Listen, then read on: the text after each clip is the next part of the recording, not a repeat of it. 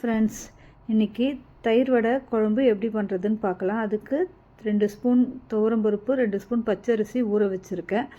நல்லா ஊறட்டும். அதுக்கப்புறம் ஒரு 200 கிராம் உளுந்து ஊற வச்சுருக்கேன். அது தனியாக எடுத்து வச்சாச்சு. ஒரு 1/2 லிட்ரு பால் ஃபுல் க்ரீம் மில்க் எடுத்து தயிர் துவைச்சி வச்சுருக்கேன். அடுத்துக்கு தேவையான பொருள் பார்த்திங்கன்னா, உளுந்து, கடுகு, காஞ்ச மிளகா, மஞ்சப்பொடி, பெருங்காயம், கருவேப்பிலை, கொத்தமல்லி, பச்சை மிளகா கொஞ்சம் நிறையவே எடுத்துக்கோங்க. நான் ஒரு 11 பச்சை மிளகா எடுத்திருக்கேன். காரம் அது மட்டும்தான் ஏறும்.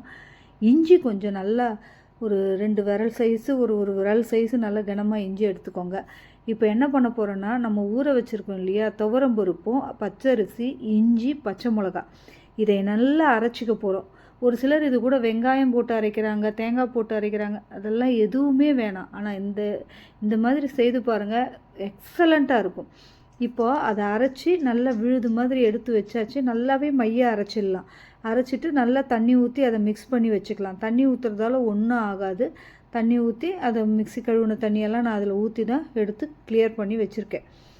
இந்த மாதிரி எடுத்து வச்சுட்டு அதுக்கப்புறம் நம்ம ப்ராசஸ் பண்ண போகிறோம். அதுக்கு நடுப்புற நம்ம மாவு அரைக்கணும் இல்லையா வடைக்கு. இப்போ கிரைண்டரை கழுவி உளுந்து ஊற வச்ச உளுந்து எடுத்து கிரைண்டரில் போட்டால் அது ஒரு பக்கம் மசஞ்சிகிட்டே இருக்கும். நம்ம இந்த வேலையும் நடக்கும், அதுவும் நடக்கும்னு வச்சுக்கோங்களேன். இப்போ இது மசைகிற நேரத்தில் நம்ம மோர் குழம்பு தாளிப்பு போட்டுடலாம். சீக்கிரம் உளுந்து மட்டும்தானே, சீக்கிரம் மசஞ்சிரும். தண்ணி தெளித்து உப்பு போட்டு, திட்டமாக உப்பு போட்டு தண்ணி தெளித்து கிரைண்டரில் அரைக்கணும். என்னதான் மிக்சியில் அரைச்சாலும் கிரைண்டரில் அரைக்கிற மாதிரி வராது. இப்போ பெரிய கடாயை எடுத்திருக்கேன்.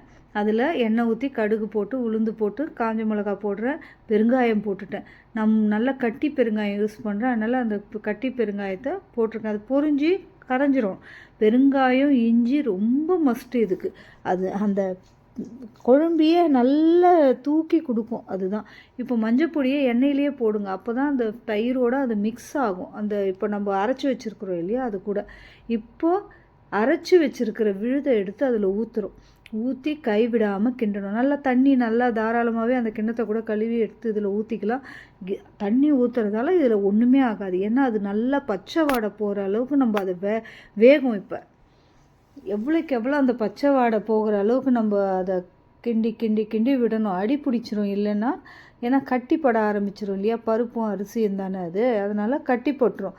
இந்த மாதிரி கட்டிப்படாமல் அது பாருங்கள் எப்படி கிண்டிக்கிட்டே இருக்கும் பார்த்தீங்களா. இந்த மாதிரி கிண்ட அதுக்கு நல்ல ஒரு அல்வா மாதிரி வந்துடும்.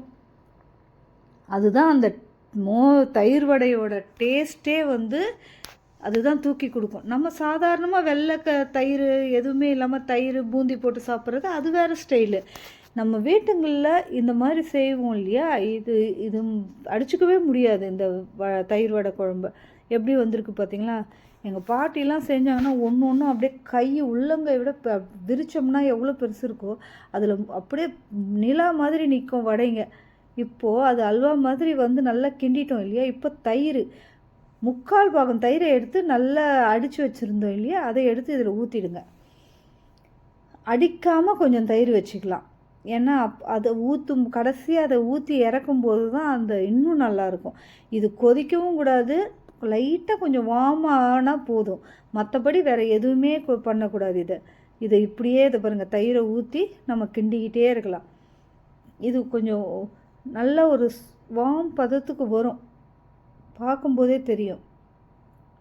கொஞ்சம் நல்லா வார்ம் ஆனோன்னு மீதம் வச்சுருக்குறோம் இல்லையா, அந்த தயிரையும் இதில் போடலாம். உப்பு நான் அந்த அரவை போட்டேன் பாருங்கள், அப்போவே அந்த விழுதுக்கூடியே நான் உப்பு போட்டிருப்பேன். நான் சொல்ல மறந்துட்டேன், அதனால் இப்போ சொல்கிறேன். தேவையான உப்பு போட்டுக்கோங்க உங்களுக்கு தயிருக்கு தேவையான. இப்போ பாருங்கள், கொத்தமல்லி எடுத்து வச்சுருக்கோம். அந்த கொத்தமல்லியை போட்டுறேன். கருவேப்பிலை கொஞ்சம் மேலே போட்டுக்கலாம்.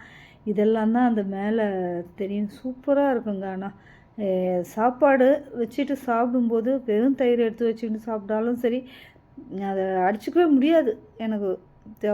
அப்படி தான் இருக்கும். நீங்கள் ட்ரை பண்ணுங்கள். இதனோட மெயினே அந்த பருப்பும் இதுவும் தான்.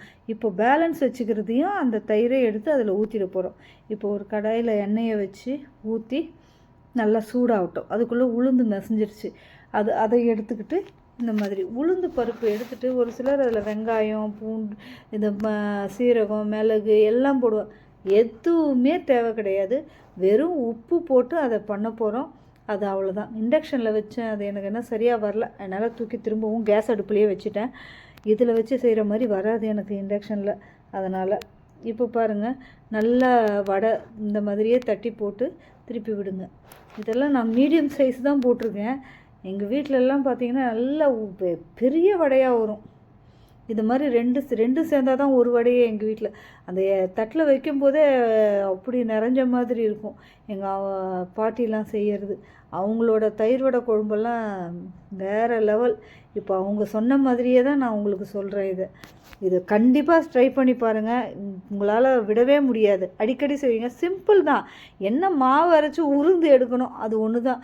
மிக்சியில் அடிக்கலாம், மிக்சியில் அடித்தா அந்த அளவுக்கு ஊறி வருமானலாம் தெரியல. நான் டைரெக்டாகவே போட்டுருவேன் குழம்புல. ஒரு சிலர் அதை தண்ணியில் போட்டு அதை பிழிஞ்சு எடுத்து போடுவாங்க. அதெல்லாம் தேவையே கிடையாது. இதை பாருங்கள், இந்த மாதிரி டைரெக்டாக போட்டே உள்ளே அழுத்தி விடுங்க. கொஞ்ச நேரத்தில் அது நல்லா ஊறி எழுந்து வந்துடும். ஏன்னா அந்த மாதிரி நம்ம மாவு அரைக்கணும். நிறைய ஊற்றவும் தண்ணி ஊற்றவும் தேவையில்ல. தண்ணி தெளித்து மொத்தமாக அரைச்சோம்னா உளுந்து பஞ்சு போல் இருக்கும். அப்படியே லட்டாக வரும் அந்த வடையும். இப்போ இதில் நல்லா மூழ்க வச்சுட்டோமா, இது கரெக்டாக மினிமம் ஒரு 10 to 15 மினிட்ஸ் போதும். நல்லா அப்படியே பஞ்சாக ஊறிடும். அதை சாப்பிடும்போது அந்த புளிப்பு, காரம், இஞ்சியோட வாசனம், பெருங்காயத்தோட மனம் இதெல்லாம் சேரும்போது அப்போ தயிர் சொல்லவே வேணாங்க. நீங்கள் கண்டிப்பாக ட்ரை பண்ணி பாருங்கள் இந்த ரெசிபியை. நான் இப்போ மொத்தமே போட்டுட்டேன். ஏன்னா எனக்கு ஒரு 20 வடை வந்தது. 22 வடைக்கு வந்திருக்கு. அதில் சும்மா ஒரு 4 வடை தனியாக சாப்பிட பசங்க எடுத்துக்கிட்டாங்க. என் பேரனுக்கும் என் பொண்ணுக்கும் எடுத்து வச்சாச்சு. மீதியை தான் இது உள்ளே போட்டு அழுத்தி வச்சுடுவேன். ஆனால் ரொம்ப நல்லா இருக்குங்க இது. இந்த இந்த கலர் பார்க்கும்போதே ஒரு லைட் லெமன் எல்லோ கலர் வரும். குழம்பு செம்ம டேஸ்ட்டாக இருக்கும். அதனோட பேஸ் மசாலா பார்த்திங்கன்னா துவரம்பருப்பு, பச்சரிசி, இஞ்சி, பெருங்காயம், பச்சை மிளகாய். இதுதான் அந்த தாளிப்பு. காஞ்ச மிளகா, கடுகு, உளுந்து, அவ்வளோதான். இறக்கும்போது கொத்தமல்லி. வேறு லெவலாக இருக்கும் உங்களுக்கு. நீங்கள் செய்து பாருங்கள். இந்த ரெசிபி பிடிச்சிருந்தா லைக் பண்ணுங்கள், சேனலுக்கு சப்போர்ட் பண்ணுங்கள், கமெண்ட் பண்ணுங்கள், சப்ஸ்கிரைப் பண்ணுங்கள். இதே மாதிரி நிறைய ரெசிபிஸ் போடலாம், நிறைய டாபிக்ஸ் பேசலாம். எனக்கு ரொம்ப பிடிக்கும். நிறைய டாபிக்ஸ் 1 to 1 பேசணும்னு நினைப்பேன். அதை யார் முன்னாடியும் எங்கேயும் யாரும் இல்லை பேசுகிறதுக்கு. அதனால் உங்கள் கூட தான் அதெல்லாம் நான் ஷேர் பண்ண போகிறேன். நிறைய என் ஃபேமிலியில் நடக்கிறதும் சரி, எவ்வளோ பெரிய விஷயங்களெல்லாம் கடந்து வந்தோங்கிறதும் சரி. இப்போ பாருங்கள், அழகாக எப்படி ஊறி இருக்குது. அழகாக பிளேட்டிங் பண்ணிட்டேன். சூப்பராக நல்லா அப்படியே புதுன்னு வந்துருச்சு. சூப்பராக இருந்துச்சு வடை. எப்படி இருக்குது பாருங்கள்.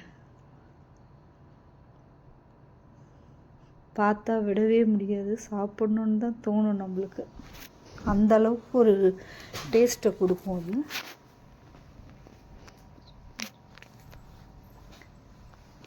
எப்படி இருக்குது பாருங்கள். இந்த சேனலை சப்போர்ட் பண்ணுங்கள், சப்ஸ்கிரைப் பண்ணுங்கள், லைக் பண்ணுங்கள். இன்னொரு ரெசிபியோடு சந்திக்கலாம். தேங்க்யூ, பாய்.